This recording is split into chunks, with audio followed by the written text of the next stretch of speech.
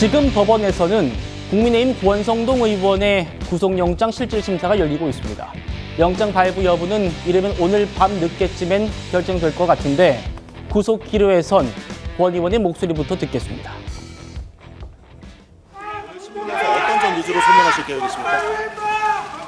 통일교에서 1억 원 받은 혐의 여전히 부인하세요?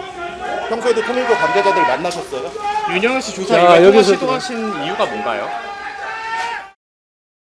참담한 심정입니다. 문재인 정권 때의 검찰 탄압 수사가 생각이 납니다. 무리한 수사, 부실한 구속영장 청구, 그리고 정치 권력과의 이해관계가 얽혀 있다는 점에서 문재인 검찰이나 이재명 특검은 동일합니다. 저는 그때도 결백했고 이번에도 결백합니다. 문재인 검찰의 수사가 거짓이었듯이 이재명 특검의 수사도 거짓입니다. 오늘 법원에서 사실관계 그대로 밝히면서 잘 소명하겠습니다. 이재명 특검의 수사는 거짓이다 이렇게 밝히고 지금 심사를 받고 있습니다.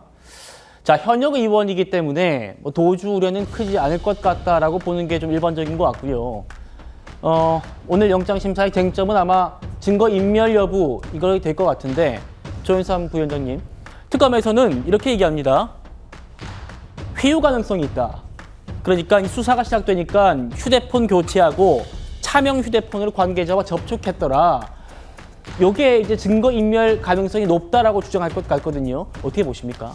가장 핵심적인 사안이 아닐까 싶고요. 아마 그렇군요. 권성동 의원이 그 부분에 대해서 제대로 된 해명을 해야 될 것으로 보여집니다. 아마 단 재판부도 그 부분에 대해서 집중적으로 질문을 하지 않을까라는 생각이 들고요.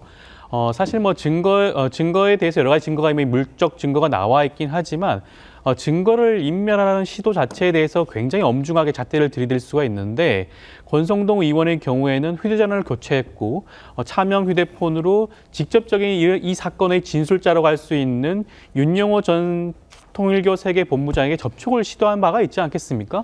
과연 이 부분을 어떻게 재판장을 납득할 만한 수준으로 설득할 수 있을지가 문제인데 아마 쉽지가 않을 거예요. 만약 지금 단계에서 구속영장이 발부가 되지 않는다면 추후에도 어떠한 방법으로 관련된 관계자라든가 증인들을 회유하려는 그러한 정황이 충분히 나올 수가 있다고 의심할 수밖에 없습니다. 그렇기 때문에 그 부분에 대해서 아마 재판부가 집중적으로 살펴보지 않을까 싶습니다. 알겠습니다. 구준영 변호사님. 어쨌든 물증이 있어야 될 거 아닙니까? 물증이. 특검이 이런 물증을 제시는 할 것 같아요. 근데 이게 물증이 될 건지 한번 봐주십시오. 윤영호 통일교 세계본부장이 특검 주장입니다. 1억을 권성동 의원에게 주고 나서 동석자한테 보냈다는 메시지. 권성동 의원에게 보낸 게 아니라는 겁니다. 권성동에게 신뢰 수준의 지원을 했다라는 그런 메시지가 있다고 하고, 그리고 자기 다이어리에 큰 거 한 장 줬다. 그리고 권성동과 오찬했다라는 게 쓰여 있다고 하고, 또 이 윤 본부장의 아내 휴대폰에 뭐 사진이 하나 찍혀 있다. 여기에 이제 권성동 의원의 뭔가 이 관여 같은 건 아직 안 나온 것 같긴 한데 어쨌든 그래도 물증은 있다. 왜 특검의 주장인 것 같아요? 그래서 이거는 결국은 신빙성의 문제로 갑니다. 왜냐하면 그 당시에 뭐 CCTV가 찍혀 있거나 이렇지 않으면은 뇌물 사건이라는 건 현금으로 굉장히 은밀하게 넘어가거든요. 정치자금법 위반 사건도 법리는 똑같습니다. 그래서 줬다고 하는 사람들이 이거를 거짓말할 이유가 있겠는가, 무고할 이유가 있겠는가, 이제 이런 걸 찾아내야 되고 혹시나 중간에 배달 사고가 나진 않았겠는가, 이제 이런 걸 촘촘히 따져보거든요. 그러니까 저런 파편적인 저런 정황 증거들 가지고서 누구의 말이 신빙성이 있는가를 찾아가는 과정입니다. 그래서 보통의 법리상으로는 권성동 의원이 불리한 거는 맞습니다, 사실은. 그러니까 지금 반대적인 대체적인 진실을 던져줘야 되거든요. 나는 거기에 대해서 뭐 거짓말이 없었다거나, 혹은 저 사람이 이러이러한 이유로 착복했다거나, 이제 이런 걸 던져줘야 되는데 그거에 대한 이제 변소 내용은 확실히 나오는 건 없거든요. 그래서 지금 불리한 상황이긴 하지만 지금 이 구속영장에 대해서는 또 법리와 선례가 굉장히 중요하거든요. 저는 예전 법리였으면 굉장히 어렵다는 거에서 논평을 마쳤을 것 같은데 비슷한 구도에서 기각됐던 사례 있죠. 이재명 후보 시절에